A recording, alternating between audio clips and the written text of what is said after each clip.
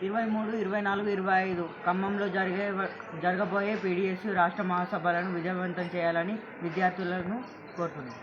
ప్రగతిశీల ప్రజాస్వామ్య విద్యార్థి సంఘం ఆర్మూర్ ఏరియా కమిటీ ఆధ్వర్యంలో పీడీఎస్యు 23వ రాష్ట్ర మహాసభల పాంప్లెట్లను విడుదల చేయడం జరిగింది. ఏదైతే ఖమ్మం జిల్లాలో పీడీఎస్యు రాష్ట్ర 23వ మహాసభ జనవరి 23, 24, 25న నిర్వహించుకోబోతున్నాం.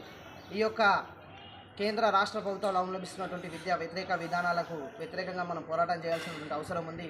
అట్లనే విద్యారంగంలో సమస్యలను పరిష్కరించే దిశగా మన పీడీఎస్ ఎప్పటి నుండో పోరాటం చేస్తూ ఉన్నది. హాస్టల్ సమస్యలే కావచ్చు, కాలేజ్ సమస్యలే కావచ్చు, ఇంకే సమస్యలున్న పీడీఎస్ ముందుండి పోరాటం చేస్తూనే ఉన్నది. అట్లనే పెండింగ్లో ఉన్న స్కాలర్షిప్ ఫీజు రిమెంట్స్ కావచ్చు, లేదంటే హాస్టల్లో ఉన్నటువంటి మౌలిక వసతుల కోసం పోరాటం చేస్తూ ఉన్నది అని మేము తెలియజేస్తూ ఉన్నాం.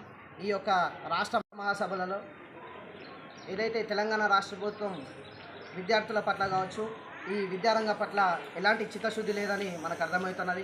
ఎందుకంటే ఎన్నో పోరాటాలు చేసినా కానీ ఇప్పటివరకు కూడా పెండింగ్లో ఉన్న స్కాలర్షిప్ ఫీజు రిమెంట్స్ విడుదల చేయలేని స్థితిలో ఈ తెలంగాణ రాష్ట్ర ప్రభుత్వం ఉన్నది.